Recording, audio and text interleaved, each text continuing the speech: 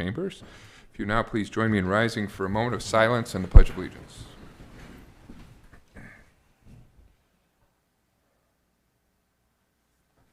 Pledge allegiance to the flag of the United States of America and to the republic for which it stands, one nation, under God, indivisible, with liberty and justice for all. Okay. Roll call, please. Granquist? Here. Langy? Here. Merrill? Weeblehouse? Here. Murin? Here. Jackson? Here. Clausen? File? Here. Okay, with that, I would look for a motion to approve the consent agenda. So move. Second. Motion and second. If no discussion, roll call, please. Granquist? Yes. Langy? Yes. Weeblehouse? Yes. Murin? Yes. Jackson? Yes. Clausen? Yes. File? Yes. All council members present voting in the affirmative. Motion carries. Then look for a motion to approve the full agenda. So moved. Motion and second. If no discussion, roll call, please.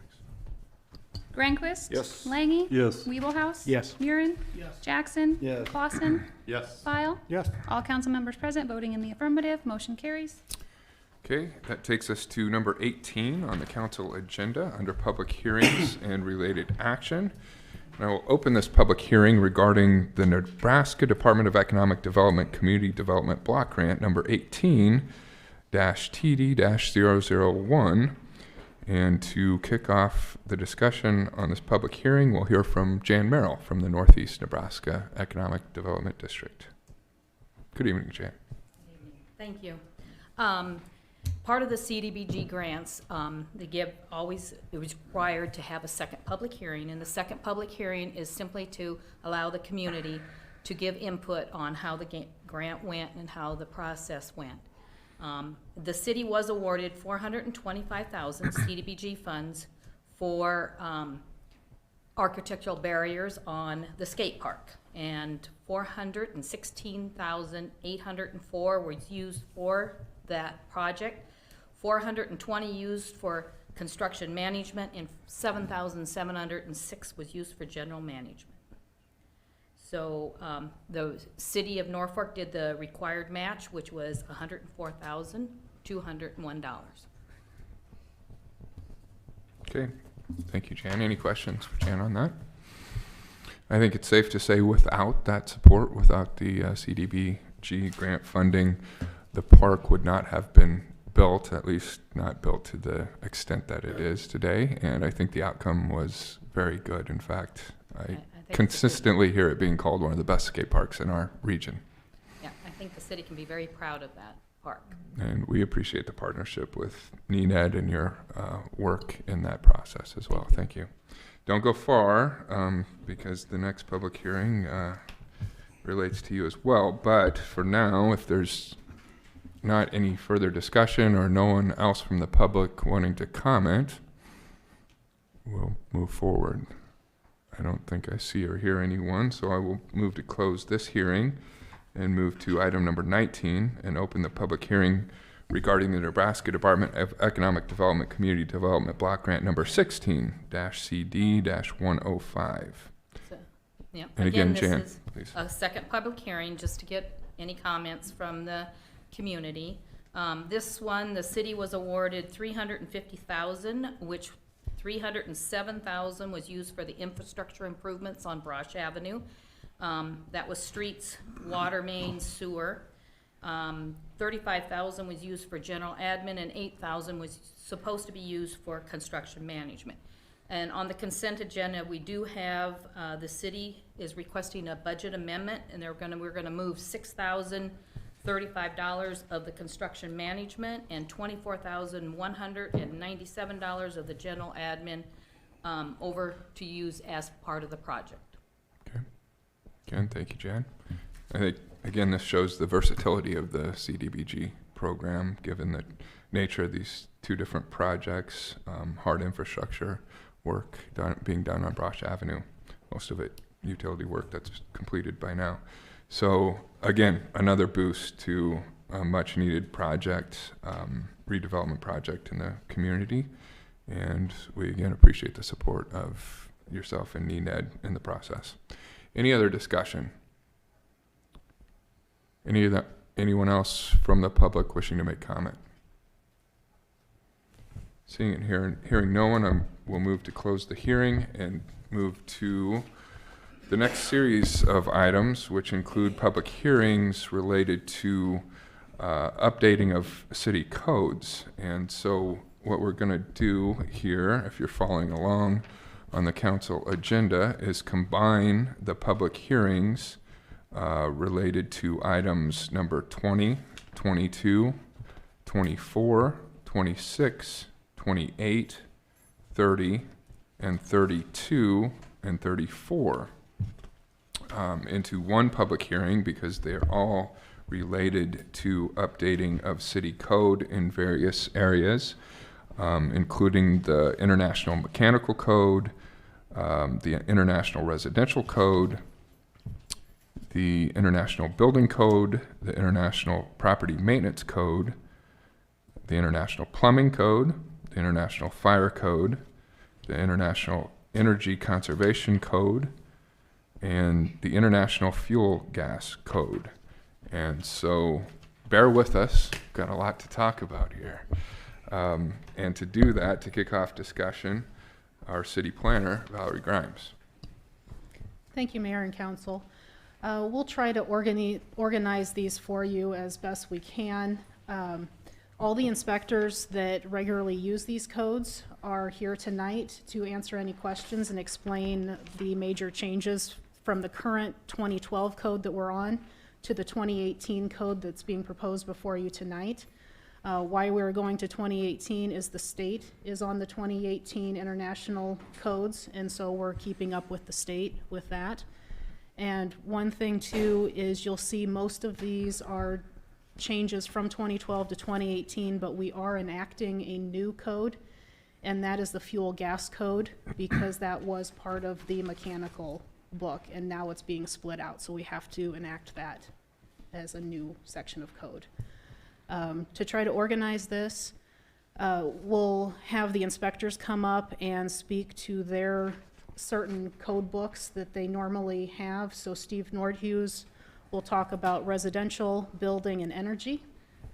John Coble will talk about property maintenance. Paul Sears will talk plumbing, mechanical, and fuel gas. And then Terry Zwiebel can talk about fire. And if you have any other questions that kind of cross over, they'll be here to help with that. So if we want to bring up Steve, we can start with him. Thank you, Val. Steve, good evening. If it's okay, we could start with the International Building Code. I just like, we didn't make any real changes to Steve, that. just for the record, just introduce yourself Oh. and title with the city. Yep. Steve Nordhughes, I'm building official for the city of Norfolk. Very good. That's Okay. And so if there's any questions on the building code, we could answer those for you at this point. None. Energy code, that is a code that we amended heavily for the residential part of it. We did nothing with the commercial chapter of the International Energy Code, but the residential we did amend that heavily, which we've done in the past. And so we've taken the need for our contractors to have to do what's called a res check, and it's basically a computer program where they enter all the different variables on a home, and then it churns out whether they pass or fail. And then if they fail, they have to go back in there and change certain elements of it to see if they can get it to pass. We've pretty much eliminated that, in our residential energy code is basically just a one-page document where they can create it like a checklist, and they can just make sure that each element of that their home passes and they're good to go. Is that then kind of self-policed, Steve, or are you guys No, walking we go through out the and check check that. the Yeah, checklist with I them? do installation inspections. We actually just started doing the installation inspections a year, not quite a year ago probably. It's just that we were seeing too many installation jobs that weren't being done as well as what they could, and so I just felt that we needed to up our game on that a little bit and check those out. One of the main features that we have with our energy code is that basements at the time of new construction are not required to be insulated unless the basement is being finished. So at any time that that basement is finished, it does have to meet energy code requirements. And so I just want to make sure that we all understand that. I think there was some misinformation that basements didn't have to be insulated. They do. And at the time of new construction, or at any time in the future, they do have to meet an energy code. Okay. Yeah, well, that's good to clarify, because I think there was some confusion about that initially. Yep. So, do you have any other questions about energy code? Just a general on the code that we follow. Are there other Class 1 cities, this is pretty common, just to go ahead and adopt the international codes? Yeah, pretty much. I mean, they all do the same thing. They all amend it to some degree. I think this year, a lot of Class 1 cities are amending the energy code more extensively what they did in the past, because there were some required testing elements to that as far as door blaster and duct blaster tests that in our area are very difficult because we don't have those testers here located. And so those folks have to come from other communities, and then you get into the charges for mileage and that additional time. But even, I believe, I can't verify it for sure, but I believe Lincoln was looking at eliminating the need for that testing just because it was just too difficult to get done and too expensive, they felt. So they've amended the energy code there as well. All right, thank you.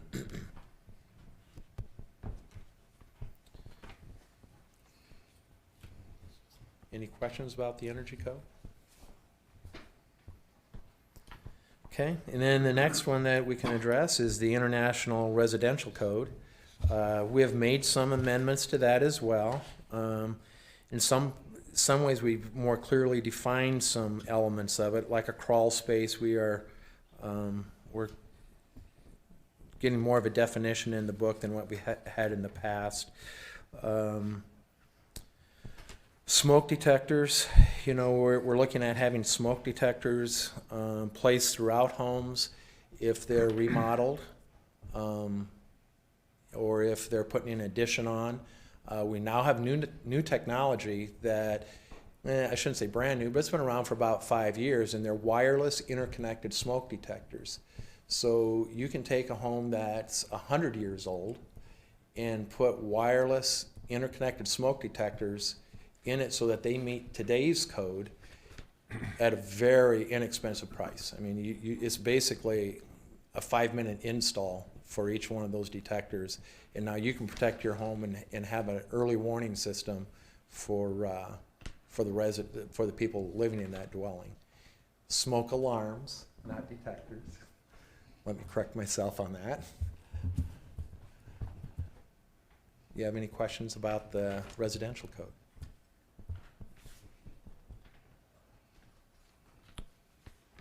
Don't believe so. Okay, well, thank you. All right, thank you, Steve. I should add, this is a public hearing, so anyone wishing to make comment can prepare to do so. Next, we'll have Mr. John Kuba. I'm John Koba. I work with the as health official in the fire division, and the area of the code I work with is the property maintenance code. As we adopt into the 2018 property maintenance code, we're going to reflect that technology that's available for the smoke alarms. We will have a requirement in that code that, and it has been a requirement in the past that smoke alarms be interconnected, but it was accepted out just because of the costs that went into getting the wiring in for those. But now that the wireless technology is available with that, we're going to be requiring those smoke alarms to be interconnected, and that will occur at the time of the change of tenancy in those units, or if the property sells and there's a new owner of the property, they would update to those interconnected smoke alarms. So that is the main change that we would have in the property maintenance code. Okay, thank you, John. Any questions on that? No. Thank you.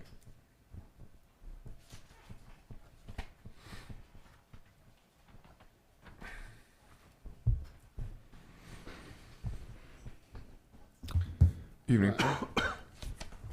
Paul Sears, Plumbing Mechanical Inspector for the City of Norfolk. Okay, start with the mechanical code. The only changes that were made to that were just in date only. So is there any questions on that? The fuel gas code, as Val stated, was never really separated out. It does have its own code book, so we felt it was, the gas contractor is usually done by either a plumber or mechanical contractor, but since we have our own code book, we just implemented that into the code so that it's more defined. Any questions on those? Then on the plumbing code, made some changes. The only changes really that were made were I aligned the section numbers to match the 2018 code. So there were just some number changes, and then removed some verbiage that was redundant. It didn't need to be a city ordinance because it is redundant to the building code, so we just had those sections removed. Okay. Any questions on plumbing? Okay, Oh, thank you, Paul. thank you.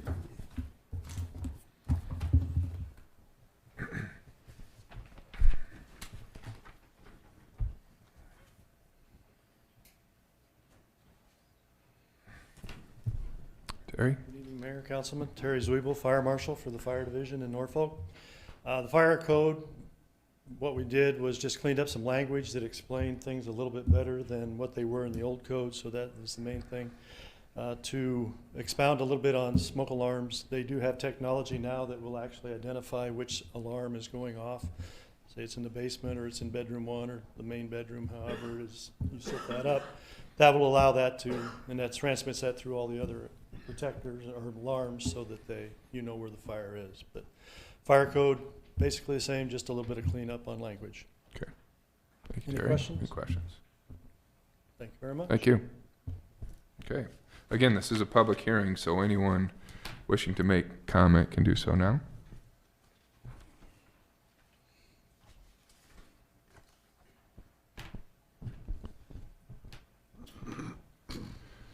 Okay, seeing and hearing no one, I will ask for a planning commission report, please, Brianna. And I will combine these also. The Norfolk Planning Commission held public hearings on September 9th, 2020 to consider amendments to the official city code to adopt the 2018 International Mechanical, Residential, Building, Property Maintenance, Plumbing, Fire, Energy, and Gas codes, and recommends approval of the amendments on a 7-0 vote. Okay, with that, I will close all of the hearings and move to item number 21.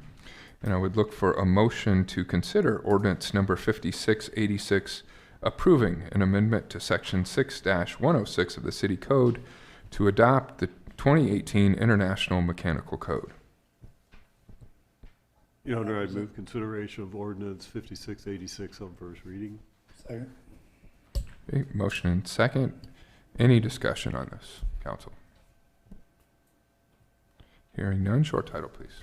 An ordinance of the City of Norfolk, Nebraska to amend Section 6-106 of the official city code to adopt the 2018 International Mechanical Code, to provide when this ordinance shall be in full force and effect, and to provide for the publication of this ordinance in pamphlet form. Okay, with that, roll call, please. Granquist? Yes. Langy? Yes. Weeblehouse? Yes. Murin? Yes. Jackson? Yes. Clausen? Yes. File? Yes. All council members present voting in the affirmative. Ordinance 5686 carries on first reading. Your Honor, I would move that we suspend the rules and pass this ordinance on second and third reading. Second. Okay, motion and second to suspend the rules and approve on second and third readings. If no further discussion, roll call, please. Granquist? Yes. Langy? Yes. Weeblehouse? Yes. Murin? Yes. Jackson? Yes. Clausen? Yes. File? Yes. All council members present voting in the affirmative. Ordinance 5686 carries on second and third. Item 23 would entertain a motion to consider ordinance number 5687, approving an amendment to section 6-161 of the city code to adopt the 2018 International Residential Code to amend Section 6-162 of the code to update additions, insertions, and changes to the International Code. Your Honor, I'd move for consideration of ordinance number 5687. Second that, Your Honor. Motion second. Any discussion? Hearing none. Short title, please. An ordinance of the City of Norfolk, Nebraska to amend Section 6-161 of the official city code to adopt the 2018 International Residential Code, to amend Section 6-162 of the code to update additions, insertions, and changes to the International Code, to provide when this ordinance shall be in full force and effect, and to provide publication of this ordinance in pamphlet form. Okay, roll call. Granquist? Yes. Langy? Yes. Weeblehouse? Yes. Murin? Yes. Jackson? Yes. Clausen? Yes. File? Yes. All council members present voting in the affirmative. Ordinance 5687 carries on first reading.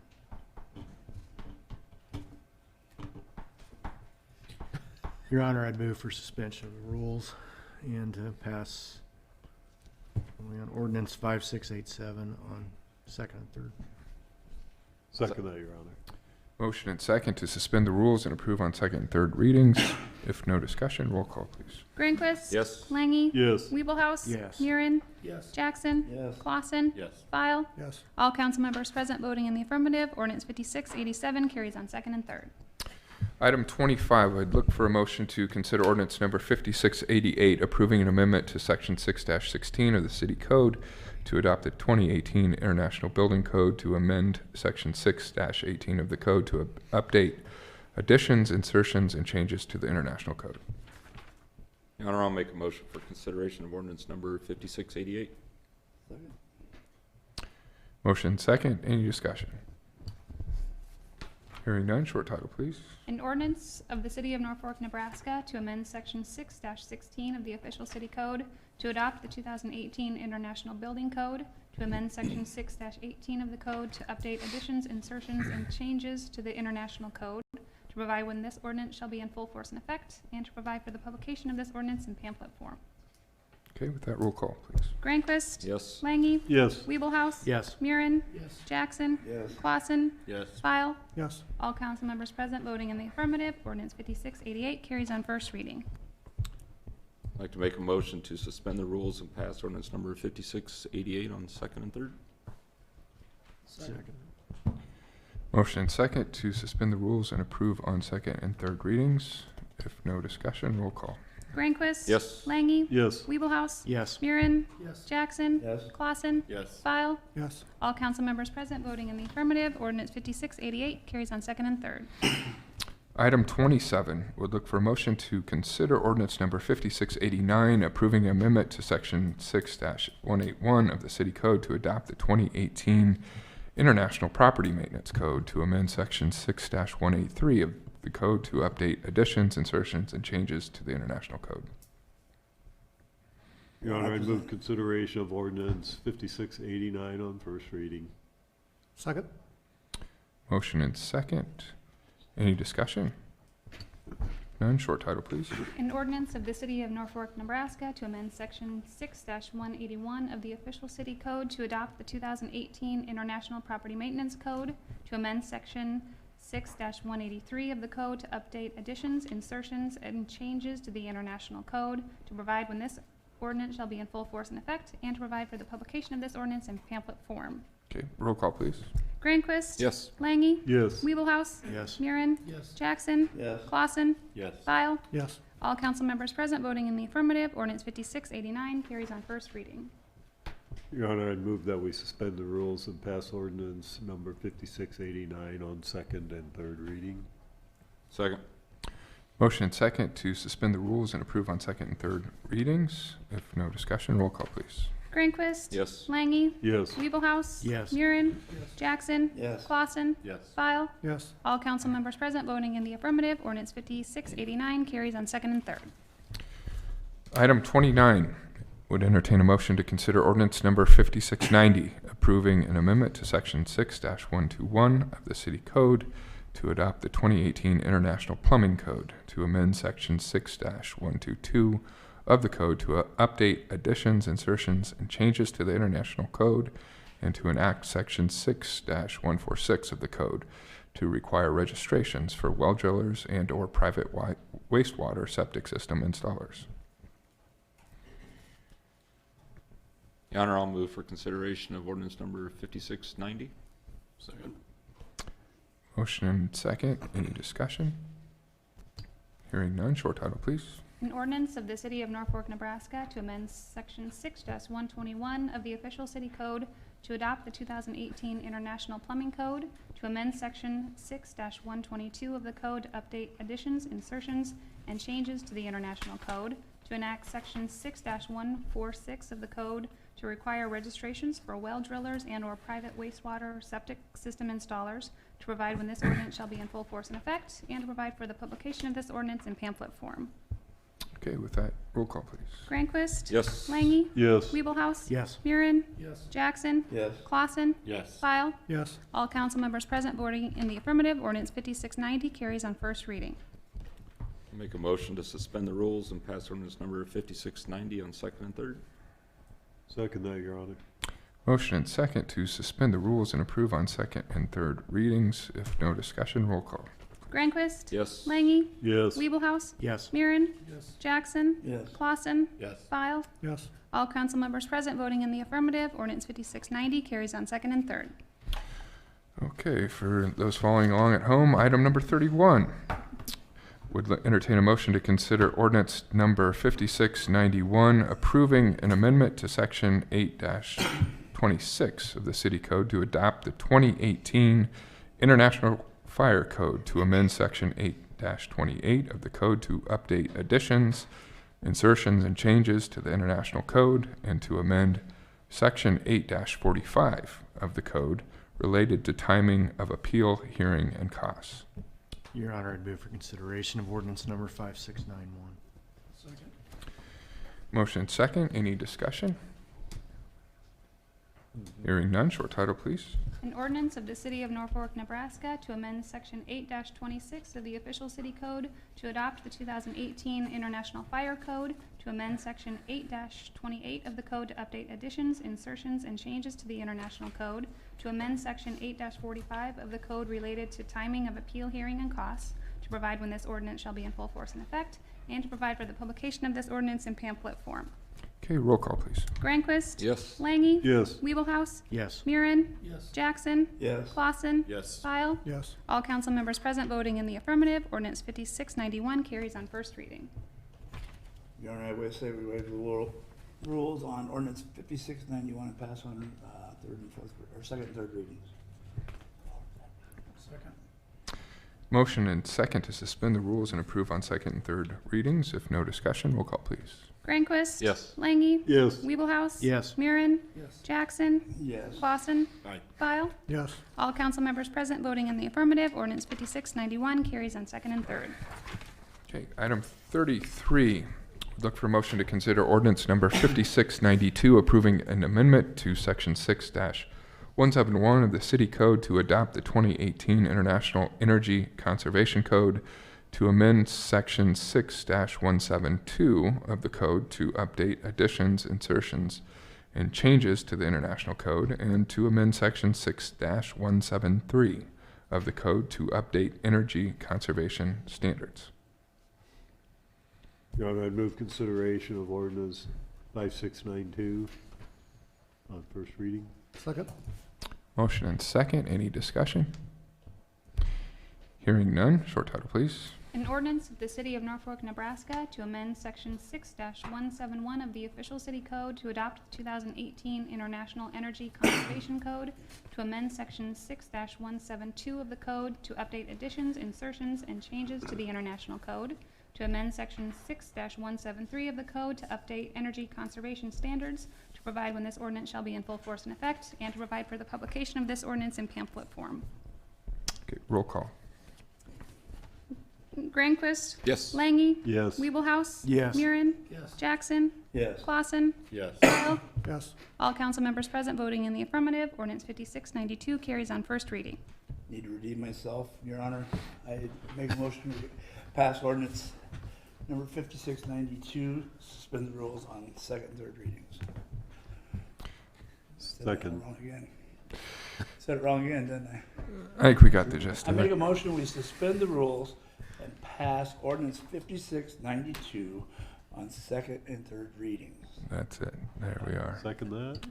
Motion and second to suspend the rules and approve on second and third readings. If no discussion, roll call, please. Grandquist, Yes. Langy, Yes. Weeblehouse, Yes. Murin, Yes. Jackson, Yes. Clausen, Yep. File. Yes. All council members present voting in the affirmative. Ordinance 5692 carries on second and third. Okay, item number 35, last but not least, I would look for a motion to consider ordinance number 5693, enacting Chapter 6, Article 5 of the, Article 10 of the City Code to adopt the 2018 International Fuel Gas Code and make additions, insertions, and changes to the International Code. Your Honor, I'll make a motion for consideration of ordinance number 5693 on first reading. Second. Motion and second, any discussion? Hearing none, short title, please. An ordinance of the City of Norfolk, Nebraska to enact Chapter 6, Article 10 of the official city code to adopt the 2018 International Fuel Gas Code and make additions, insertions, and changes to the International Code, to provide when this ordinance shall be in full force and effect, and to provide for the publication of this ordinance in pamphlet form. Roll call, please. Grandquist, Yes. Langy, Yes. Weeblehouse, Yes. Murin, Yes. Jackson, Yes. Clausen, Yes. File. Yes. All council members present voting in the affirmative. Ordinance 5693 carries on first reading. Your Honor, I think it's my turn now. So make a motion to suspend the rules and pass ordinance number 5693 on second and third. Second. You get the participation award. Motion and a second to suspend the rules and approve on second and third readings. If no discussion, roll call, please. Grandquist, Yes. Langy, Yes. Weeblehouse, Yes. Murin, Yes. Jackson, Yes. Clausen, Yes. File. Yes. All council members present voting in the affirmative. Ordinance 5693 carries on second and third. Okay, are we having fun yet? Everybody's still alive out there. Okay. Right, that takes us to our regular agenda. And item number 36 would look for a motion to consider approval of a community solar project agreement between the Nebraska Public Power District and the City of Norfolk. I'll make the motion, Your Honor. Second. Motion second. And to give us some background on this, Steve Ramus, our city engineer.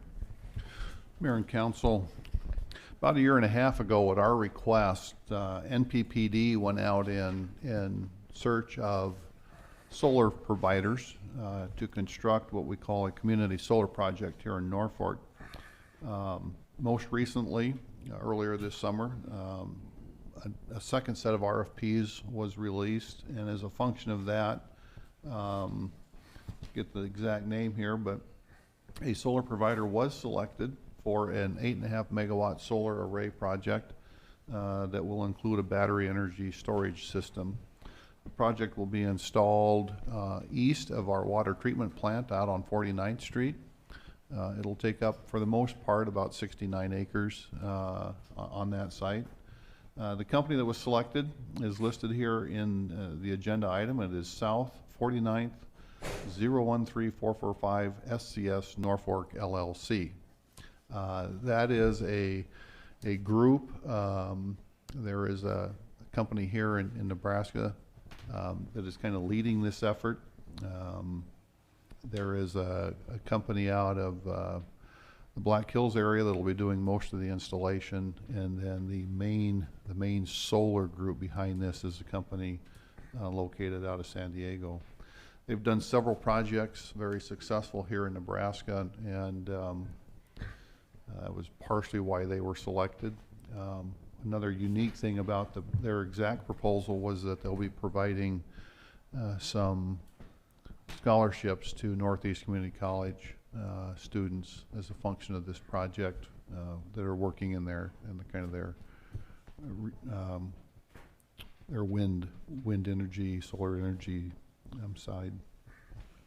What this is we currently purchase our power here in Norfolk from NPPD under a distribution system lease agreement that was originally signed back in January 1st of 1991. That was amended about About a decade later, there was an amendment on that, I think early part of 2000. That distribution system lease agreement terminates here in about another 10 years. And this solar project has about a 30-year life. In fact, this agreement here would be for 30 years. What this is doing is saying that if we walk away from our distribution system lease agreement with NPPD and don't re-sign with them in 10 years, that we also take with us, we have to purchase out this solar program and then continue that. So I don't see any downside to this. I see all upside to this. Again, 8.5 megawatts of solar energy into the community is a very significant thing, and it'll be the largest solar project in the state, and it'll be the only project in the state with battery energy storage as well. The BEES, which is the battery energy storage, it's kind of going to be a research and development project for NPPD. We know that renewable energy is going to be growing. We know that solar is going to be a substantial part of that. And with this project and the battery, they're going to learn how to use that as part of the solar project to manage that energy.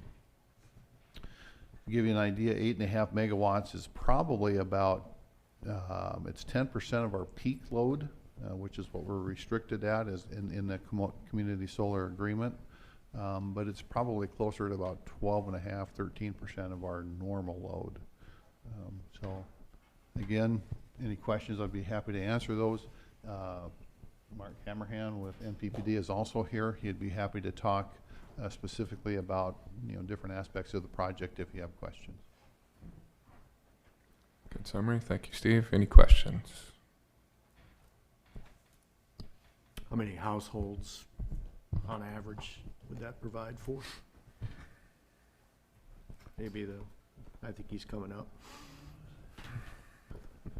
You'd have that number off the top of your head? I don't have that particular number. I want to say about 85, no, it'd be more than that, 850-ish. Yeah, probably somewhere. Probably about 100 homes. Patty Henry-Han, Assistant General Manager at NPPD. Thank you, Mr. Mayor and Council, for hearing us tonight. It's going to be around 9,000, 8,000, 9,000 shares that we offer. And so those will go to both residential, commercial, and the city will take whatever number of shares they want to take. I think I just meant that much megawatt production, how many? Typically, how many houses that would be. Yeah.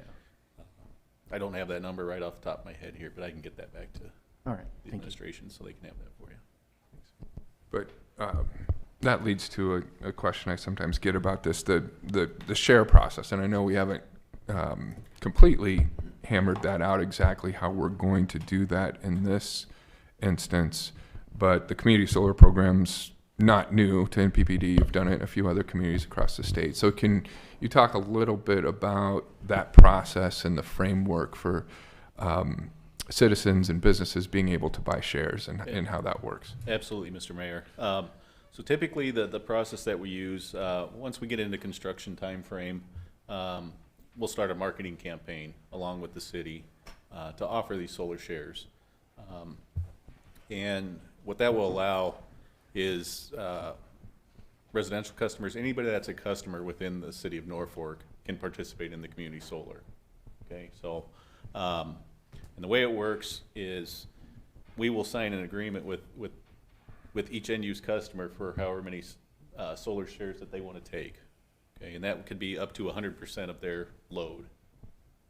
Now, typically, because you have such large commercial and industrial here, we'll have that discussion about capping those commercial industrial customers because one of them could take everything, right? And that's not the intent of the community solar. So we'll figure out what that number needs to be so we get a participation in the residential area, the commercial, and the industrial, and then the city, whatever they want to take for shares as well for municipal load. Did I answer your question, Mr. Mayor? Yeah. And Steve touched on it, but this project is unique in a few different ways. It will be the largest community solar project, I think the largest solar project in the state to date, and will be the first of its kind to be tied to a battery energy storage system. Can you talk a little bit more about the significance of that? Yeah, absolutely. This is a really exciting opportunity for us in the city and our development partner in solar. So the battery, we did get grant funding for the battery through the Nebraska, I'm not sure if it's the NDEE or the Environmental Trust. Environmental Trust Fund is where this grant came from. Yeah. And so the battery will be a 1.25, 2.5 megawatt, or 1.25 megawatt, 2.5 megawatt hour battery. It will sit on the same site as the solar. It will take 100% of the battery will be charged by the solar. So we won't take any off-grid energy to charge the battery. It'll be 100% by solar. And then we'll work with the company, and as was stated, this will be somewhat of a pilot research and development project to determine when can we best discharge that battery to benefit the city of Norfolk. When can we maybe reduce that load, that peak load output? When can we smooth the solar output? Say a cloud comes over or something, we can smooth that output of the solar, or we can use it to stabilize the NPVD system from a frequency response or voltage response perspective. So we're really excited about this battery opportunity tied to the solar. It's going to be really unique and first of its kind. Thank you. Any other questions? When are we looking at it coming online then?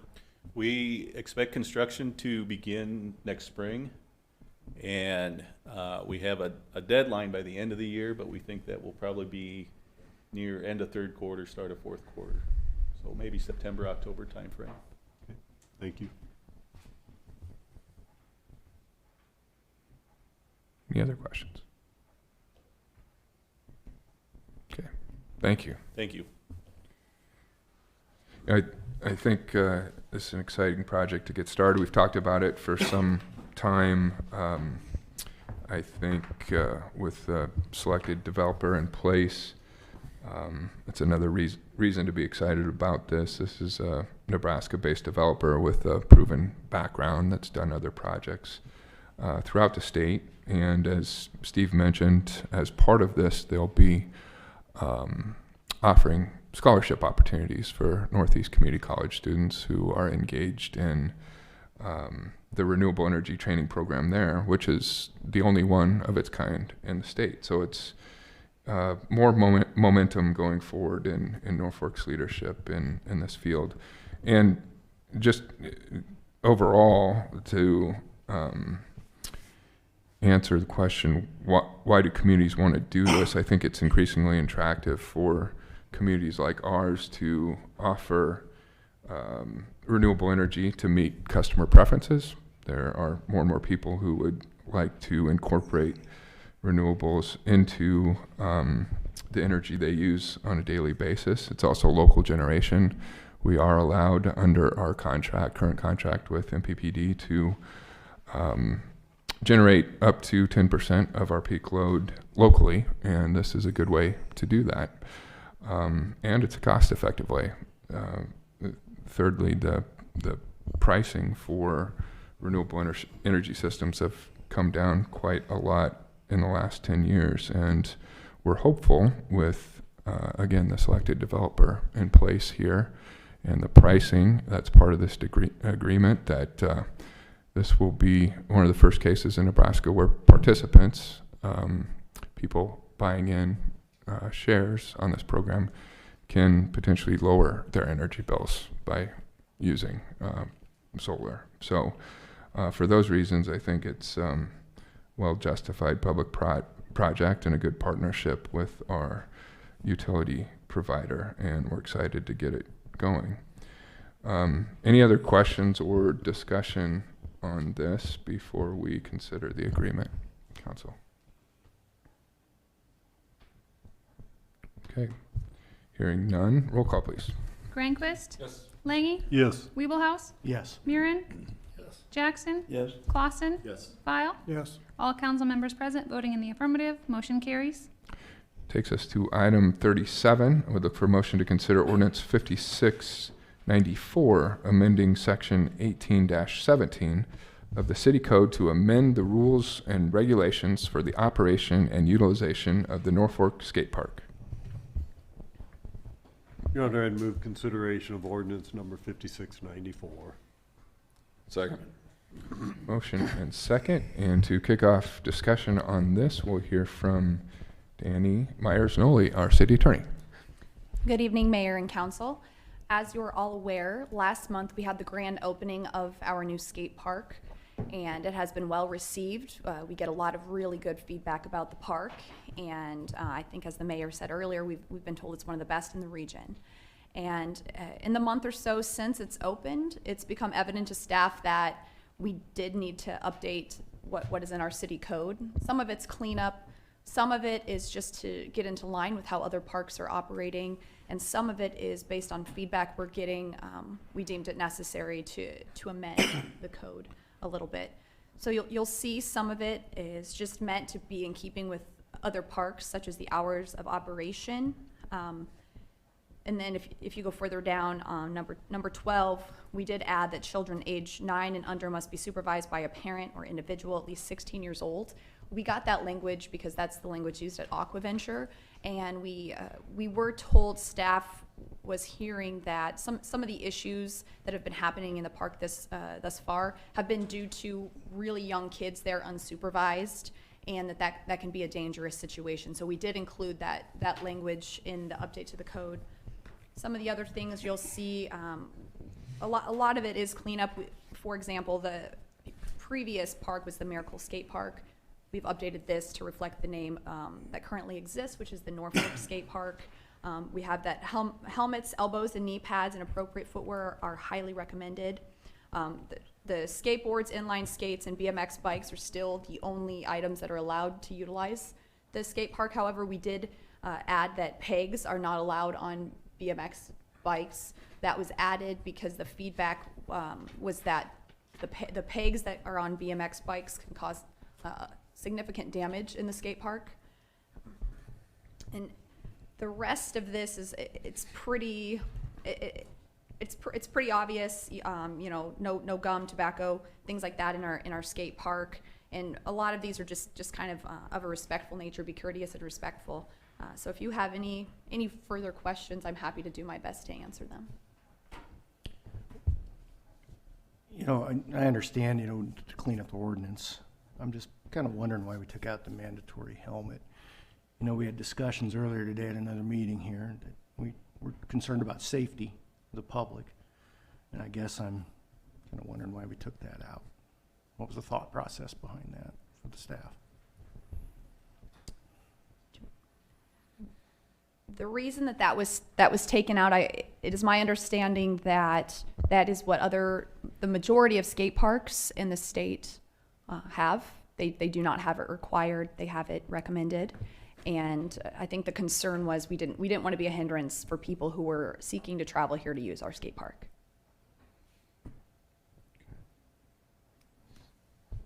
And are we gonna put some type of signage, since there is no fence, really doesn't restrict anybody to be on it? Mainly, I'm just looking at, you know, with the Political Subdivisions Tort Claims Act, are we gonna follow some guidelines in there for our signage?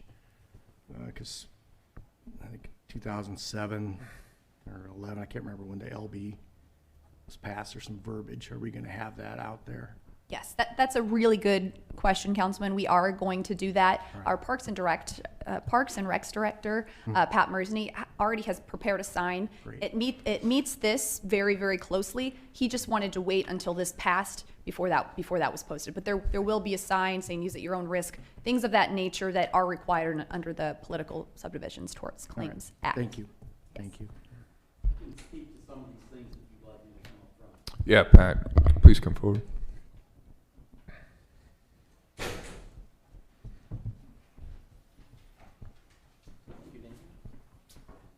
Mayor and Council, and for those of you listening in, this is Pat Mersney, Parks and Recreation Director, and maybe I can help answer some of these a little closer.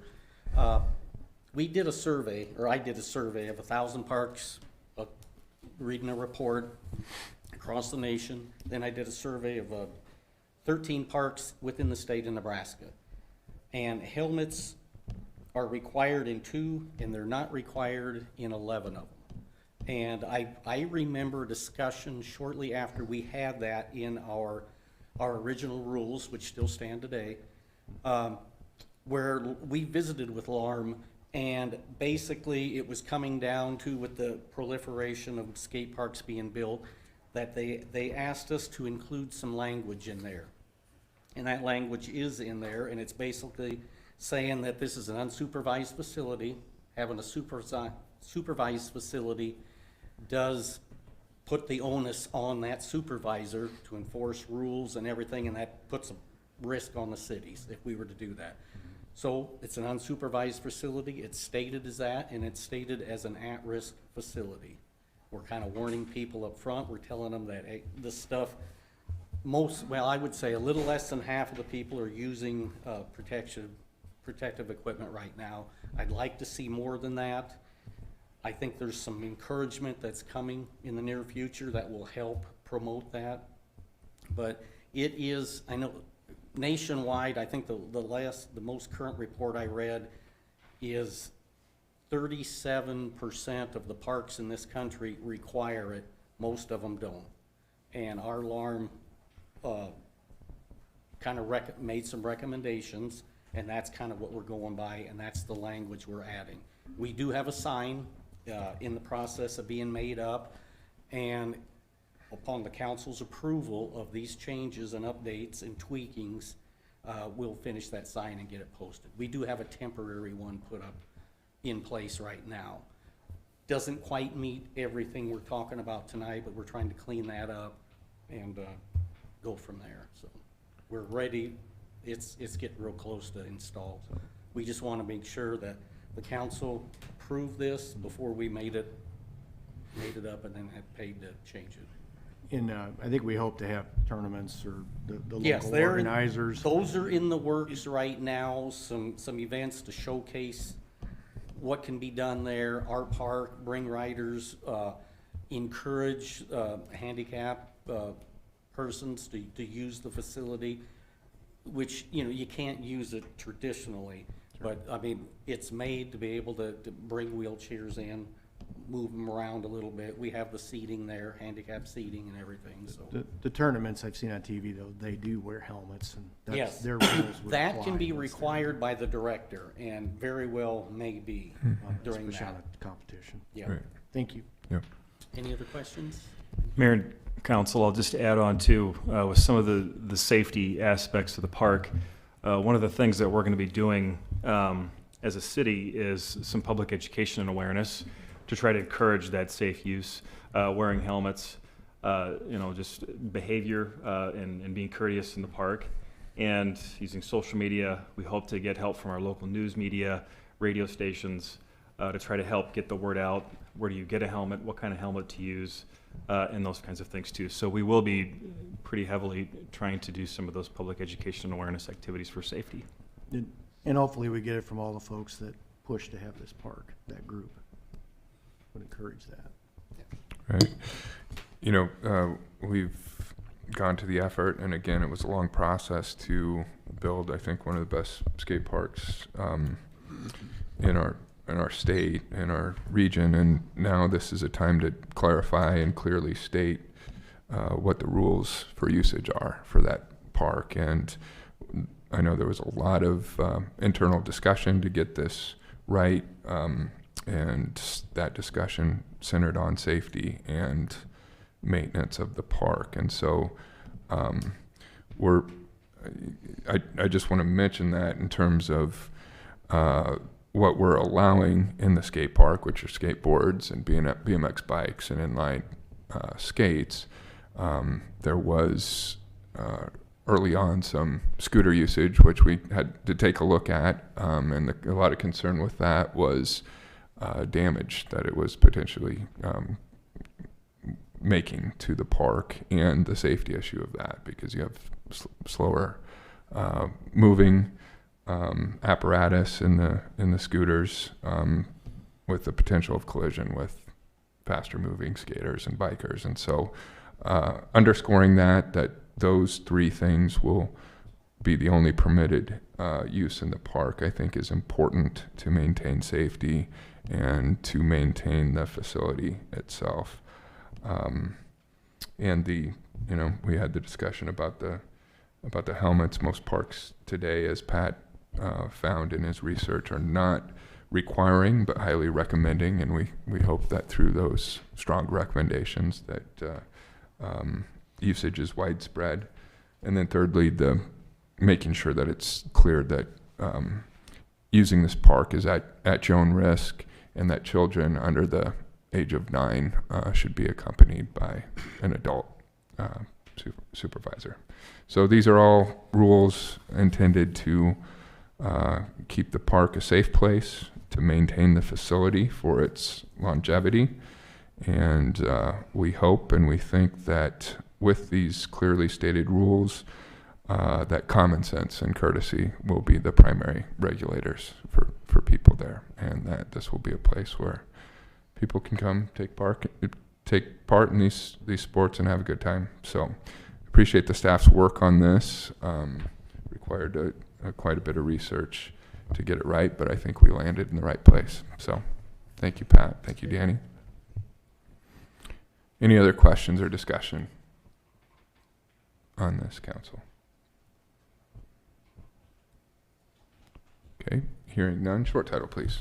An ordinance of the City of Norfolk, Nebraska to amend Section 18-17 of the Official City Code to amend rules and regulations for the operation and utilization of Norfolk Skate Park, to provide when this ordinance shall be in full force and effect, and to provide for the publication of this ordinance in pamphlet form.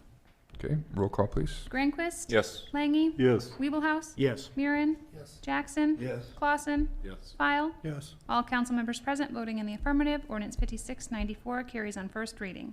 Your Honor, I'd move for suspension of the rules, pass ordinance number 5694 on second and third. Second. Okay, motion to suspend the rules and approve on second and third readings. If no discussion, roll call, please. Granquist? Yes. Langy? Yes. Weeblehouse? Yes. Murin? Yes. Jackson? Yes. Clausen? Yes. File? Yes. All council members present voting in the affirmative. Ordinance 5694 carries on second and third. Okay, item number 38 would look for a motion to consider ordinance number 5695, amending section 2-5 of the city code to update building, electrical, mechanical, and plumbing permit and registration fees, to update fees for appeal of a decision of a code official, to update municipal solid waste rates and transfer station operating fees, to update water, sewer, and wastewater treatment rates and fees, and to remove duplicative listing of police, towing, and storage fees. This ordinance has an operative date of October 1st, 2020. Your Honor, I'll make a motion for consideration of ordinance number 5695 on first reading. Second that, Your Honor. Motion and second. And Danny, can you make this make sense for us, please? Thank you, Mayor. This is largely a cleanup ordinance here involving a number of different items. So if you have any specific questions on any of these updates to this fee schedule, I can do my best to answer them. Otherwise, we do have the relevant staff here. Danny, just broadly and generally, did we update fees, adjust fees in accordance with peer cities in most cases? Was a lot of was that consideration made in terms of the fee adjustments? I believe that is, yes. I can't speak to that specifically, but it is my understanding, especially from the public works side, that that's something that's taken into consideration. Is that correct, Stephen? That's correct. On the solid waste side, water and sewer, those rates were increased primarily based on infrastructure projects that are going on and the cost of those projects for bonding. Just example here, our solid waste fees went from 41 to 42. Transportation fee went from 65 to 66. That was about a 2.4% increase at the solid waste side and 1.5% for the transfer station tipping floor. Our water system tapping fee, and I want to circle back to that one. Our water rates went up 2%. So we went for a 1-inch meter, we went from 1644 to 1677. The smaller meters are a little bit less than that. That meter fee includes your first 660 cubic feet. And then after that, we went from $1.46 to $1.49 per 100 cubic feet after that. So 2% on the water rates. The sewer rates went up 5%. We were a little bit behind on some of our sewer projects. We've got a lot in the pipeline going on out there in terms of the master planning taking place. We've got some big projects coming up, and so there's a 5% increase at the sewer side in preparation for some major improvements out there at the sewer plant. I want to go back now to our water system tapping fees. What that is if occasionally, once or twice a year, I would say we have somebody that needs to tap into our water or sewer on a piece of property that has the water and sewer cost has not been incorporated into the cost of that land, or that land has not been assessed for water and sewer. Historically, we've had a $5 per linear frontage foot that we've assessed that property when they connect. I tracked that back to 1980. It was at $5, and I'm guessing that fee went back at least another decade at $5. So it's been around a long time. We looked at our peer cities. Our peer cities were substantially higher. We met in mid-August with our public infrastructure subcommittee and presented those costs from our peer cities, and what we ultimately decided to put in place, and that's what's in this ordinance, would be that fee would be the running average of the last 5 assessments. Well, what does that mean in dollars? It means for sewer, we're looking at about $46 per foot, and it means for water, we're looking at about $51 per foot. So it's an increase, a fairly substantial increase, but it's getting back to what the actual cost of that infrastructure is. In one case, one of our peer cities was actual cost. In our case, those dollars, the dollar values I read to you, reflect, since they do reflect a running average of our 5 most recent assessment districts, at least 2 of those assessment districts include a substantial subsidy from the city in that cost. Otherwise, those would both be about $60 a foot without some of the subsidy the city's been doing. But if your property has already been assessed, If your property's already been assessed, then you won't that have fee doesn't a tap exist. fee Right. to connect in. Right. Right. There's some other fees that you get for the sleeve and all that kind of stuff that we charge you, but you're not charged that tap. For that running lineal. Correct. Right.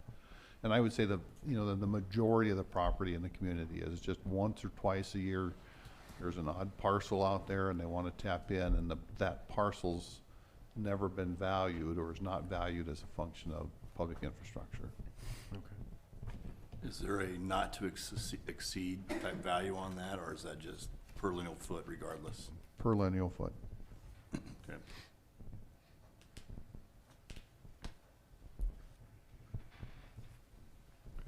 I can see some situations where that could get, if you got 600 foot of frontage, you know, you're talking 40 grand for tapping into.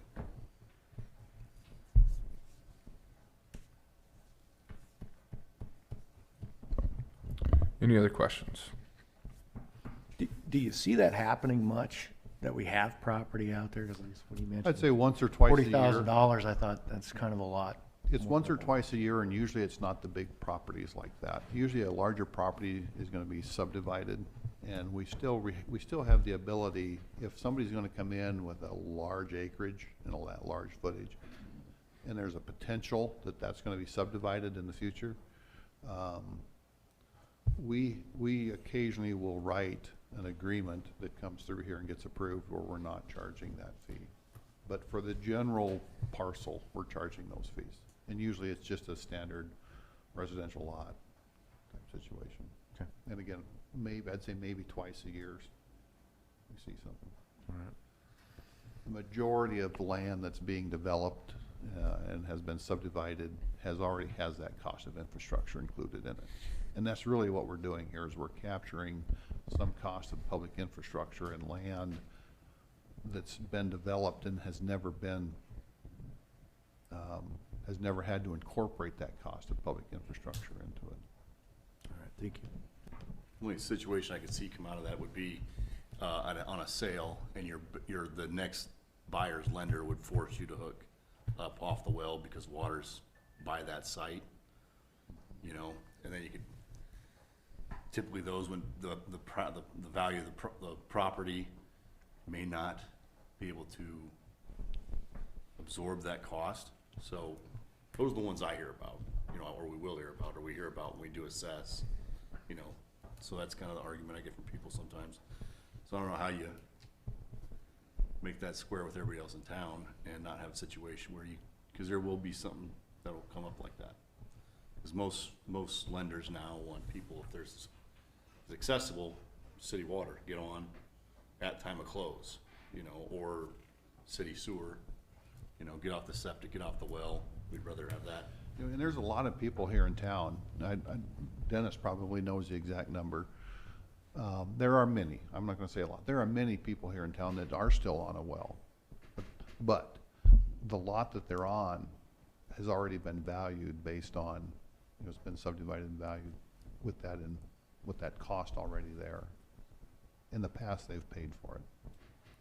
So, Yeah, but they paid for it, then you're looking at a tapping fee that, we don't charge a tapping fee if that's already occurred. if it's been assessed to the lot. If it's been assessed, Yeah, or I it's been, understand or that. it's been developed with the public infrastructure. Yeah.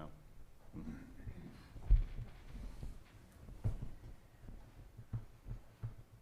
Any further questions? I see we've got some issue with appeal of code.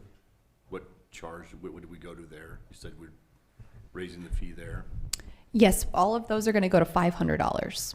from, can't find it. What was it? Those are not currently encompassed in our code, but I believe that we wanted to make that meet. We currently have that for the building, the internet, when we're dealing with that code. These we haven't had, I believe, Val, we haven't had an appeal with those, correct? But I think we're just trying to put that into code in case that were to come about. Right, so each of these books has an appeal section, and we didn't necessarily have a plumbing appeal, a mechanical appeal, that sort of thing. So we've just made all of our appeals be the $500 fee that it has been for years, and the court reporter costs. So there was no appeal fee before with. Right. Right, yeah. So you're talking about some of these appeals are gonna be for issues less than $500. I'm just, you know, if it's on a plumbing appeal or you know, sometimes it has to do with just, you know, there might be a disagreement with how the code's interpreted, you know, as far as some of your plumbing contractors, electric contractors. I think that's gonna probably make a lot of that go away. Well, I don't know that we have a lot of plumbing appeals anyway. Sure. It's just we were trying to make it even across the board for all appeals, and it was $500 with the ones that we had currently. Yeah, I understand. I mean, with the ones you have currently, I'm just thinking some of these appeals are on, you know, minute items, you know. How many of those actually get to the level of becoming appeals on codes? 5 years I've been here, we've never had a plumbing appeal. We've only had property maintenance, usually associated with demolition requirements, and Board of Adjustment zoning type things. I don't know that we've had anything other than demo appeals in the 5 years that I've been here. But there really was no recourse to have an appeal because we never had a $500 fee. So the appeal would probably take place between you and the plumbing, or the plumbing inspector, or electrical inspector, whomever. And I would say most of that was resolved right there on the site, on-site, majority. Right. Yeah. And this would only be if the plumbing inspector and the plumber could not come to some sort of resolution themselves out on the site. If they felt that they were being unfairly treated or the plumbing inspector was not interpreting the code correctly, then they would have that next step of an appeal to take that to a separate board to have that voted on. I guess for me, it'd be, well, either accept it or you gotta pay the $500, just deal with it. You know, so I'm not saying I respect and work well, all the city inspectors we have here do a tremendous job. I don't have any, but that's kind of how that lays out, you know. Well, and that's where For me, looking at it as a, yeah. it's like, okay, I don't agree with this. I see it like this. Well, let's talk it through. We don't need to talk it through. $500, appeal it. Puts it real easy for me just to say that to you without standing there and have to work through it. The ability was there before. I think this is more of a clarification, because the code actually said that the plumbing, if you have an issue with the plumbing, it goes to the Building and Property Maintenance Board of Appeals, which if you looked at our code, if you went to that board, was $500. So this was more of a clarification, I believe, of what was already on the books. And is this fee to cover the cost of putting that board together? What are we using to base our fee on? There has to be some quantitative numbers there. It is a fee to get the board there, and we have to put it in the newspaper and do all those sorts of things too. Okay, so that covers all the legal notices and what have you out there. Right. Okay.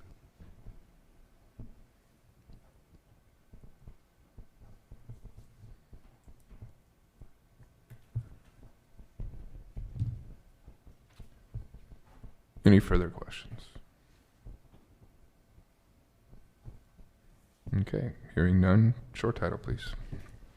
An ordinance of the City of Norfolk, Nebraska to amend Section 2-5 of the official city code to update building, electrical, mechanical, and plumbing permit and registration fees, to update fees for appeal of a decision of a code official, to update municipal solid waste rates and transfer station operating fees, to update water, sewer, and wastewater treatment rates and fees, to remove duplicate listing of police towing and storage fees, to provide when this ordinance shall be in full force and effect, and to provide for the publication of this ordinance in pamphlet form. Okay, roll call, please. Grandquist, Yes. Langy, Yes. Weeblehouse, Yes. Murin, Yes. Jackson, Yes. Clausen, Nope. File. Yes. Voting in the affirmative, Grandquist, Langy, Weeblehouse, Murin, Jackson, File. Voting in opposition, Clausen. Ordinance 5695 carries on first reading.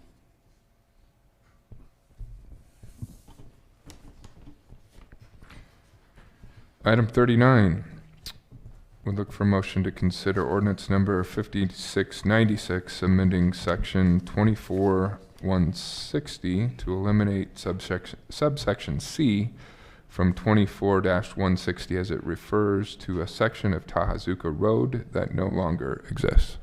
Your Honor, I'd move for consideration of ordinance number 5696 on first reading.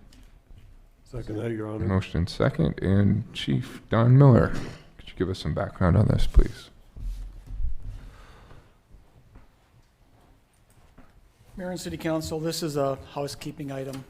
If you look at the map that's included in your packet, the dimensions that we're referring to is the west end of Tahazuka Park where it turns north through what I believe is the WISPAC facility to what used to be evidently the old code there must have been the road going all the way through. I just happened to run across this and it talks about the truck parking in that section. The road doesn't exist, it's private property, so it's just a matter of cleaning it up to remove that little piece of the code. Nothing other than that. So, any questions? Seems straightforward enough. Any questions? Thank you, Chief. Thank you. Okay. Any discussion or questions on this, council? Hearing none, short title, please. An ordinance of the City of Norfolk, Nebraska to amend Section 24-160 of the official city code to remove subsection C therefrom as it refers to a section of Tahazuka Road that no longer exists, to provide when this ordinance shall be in full force and effect, and to provide for the publication of this ordinance in pamphlet form. Okay, roll call, please. Grandquist. Yes. Langy. Yes. Weeblehouse. Yes. Murin. Yes. Jackson. Yes. Clausen. Yes. File. Yes. All council members present voting in the affirmative. Ordinance 5696 carries on first reading. Your Honor, as this is a cleanup ordinance, I would move that we suspend the rules and pass ordinance 5696 on second and third reading. Second.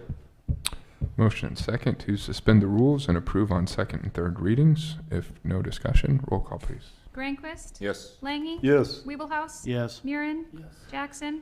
Clausen. Yes. File. Yes. All council members present voting in the affirmative. Ordinance 5696 carries on second and third.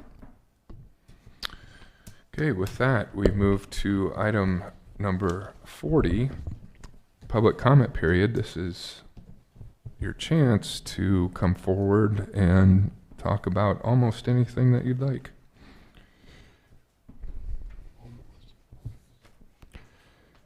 How come no one ever takes us up on this? I'd be all about it. Got some real problems with you people. Hearing of grievances, commendations, no. No takers. All right. Hearing no one rushing to the microphone, we'll move to adjourn this meeting of the Norfolk City Council. Good evening.